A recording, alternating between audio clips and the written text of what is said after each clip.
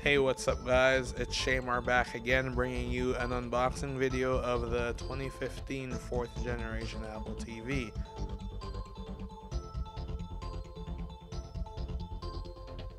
Just starting off this unboxing, we'll take a look at the stickers on the back, which indicates that I have picked up the 32GB model, and it shows its various methods of connectivity.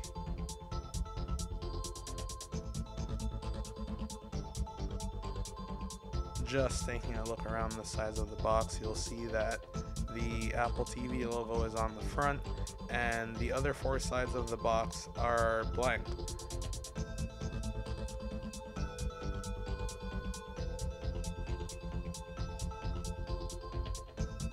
Alright, just getting into the unboxing now. We'll flip over the Apple TV box and start making a few incisions into the plastic that we can start removing that.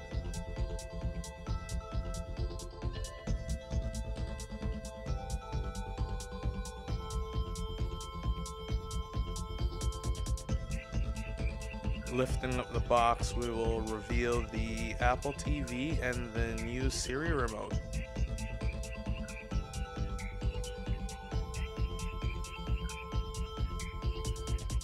Pulling out the remote, we'll just take a quick look and set that aside and pull out the main star of the show, which is the Apple TV itself. But we'll also put that aside and check out what else is left in the box.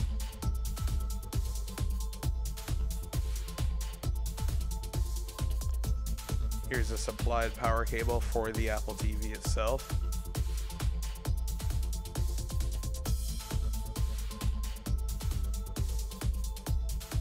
The literature and documentation package for the Apple TV.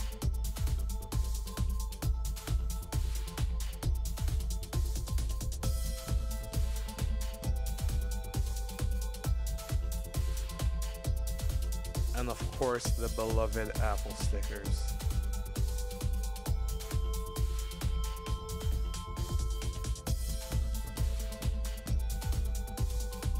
Our last thing in the box is a standard lightning cable, which is actually used for charging the Siri Remote. So here are our main contents of the Apple TV box. And to start off unraveling the devices, we will peel off the plastic off of the Siri Remote, where you can see Apple has decided to go with this new aluminum build that matches the iPhone.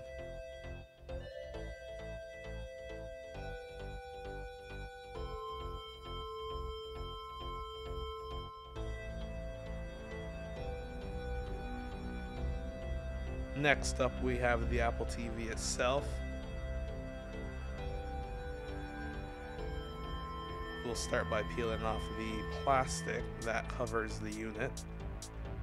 And at the bottom, we have a sticker that reveals the Apple logo itself on the Apple TV.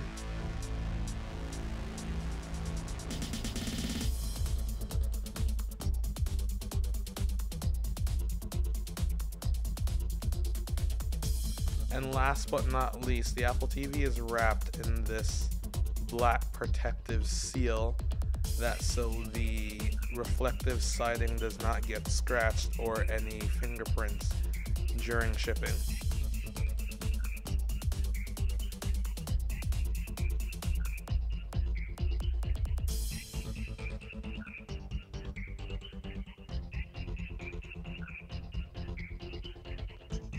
Putting that aside, we'll move on to our cable for the remote itself. As you can see, it is a standard USB to Lightning cable that we use to charge our iOS devices.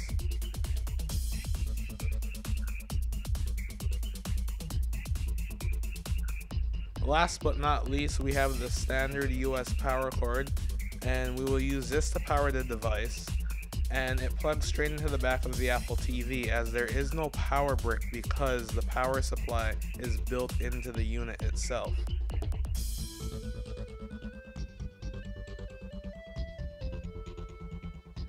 Taking a quick look at the 3rd generation Apple TV side by side with the 4th generation Apple TV, you will notice that nothing has really changed aesthetically other from the thickness of the unit and the remote controls.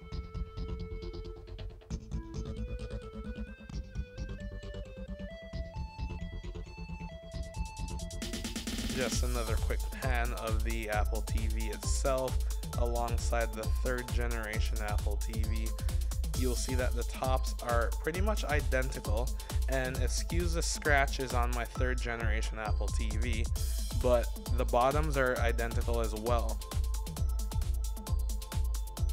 Taking a look at where it gets important, on the back of the new Apple TV we have our AC power, USB Type-C, HDMI, and Ethernet. Gone away is the optical audio port that was on the 3rd generation Apple TV, and the micro USB has been replaced with the USB Type-C cable.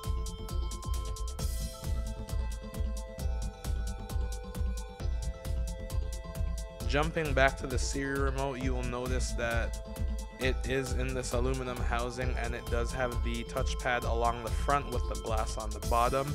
A quick note that the bottom is glass, so if it is dropped on a hard surface, it may be susceptible to cracking. Taking a quick look at the bottom, you'll see the standard lightning port that we will use to charge.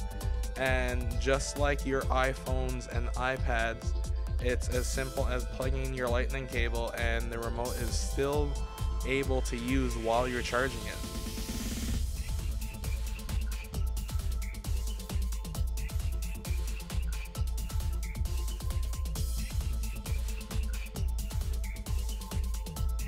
Comparing the two remotes side by side, you will see that this is where Apple has actually made a lot of changes for the Apple TV.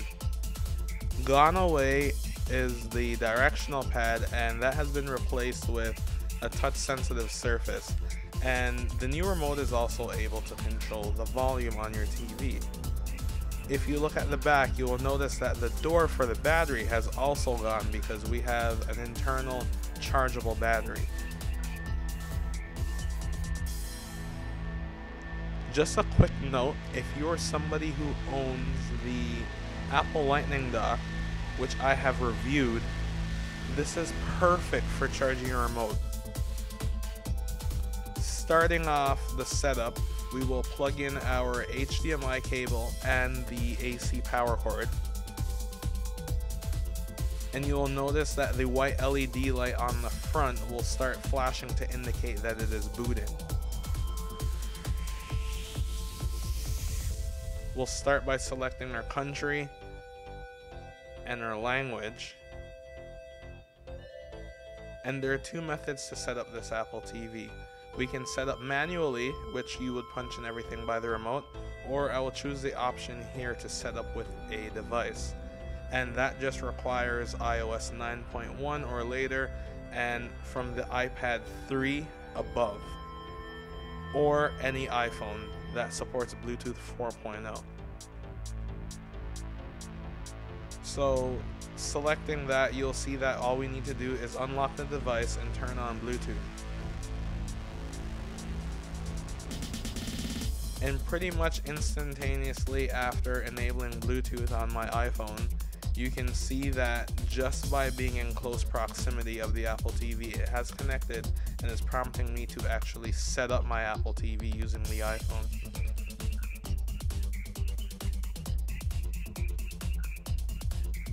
Now what the Apple TV is doing is actually pulling certain information and credentials from your iPhone, such as your wireless network and your password for your Wi-Fi. It'll also add your Apple ID, but you need to verify the password on your iPhone before it completes the setup. So just continuing on, we'll enable some things that are almost standard across the iOS platform now, such as location services and the ability to use Siri, since that is included with the Apple TV. Apple has also added these stunning aerial backgrounds.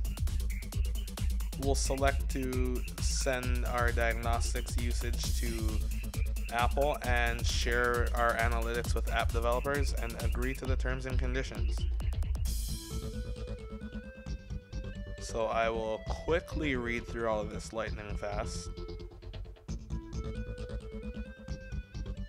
and hit agree.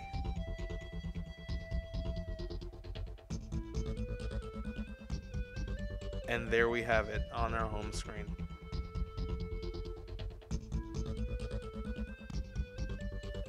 So that wraps up my unboxing and setup of the 2015 4th generation Apple TV. Stay tuned for a possible overview of how the new system works and a final review of the product.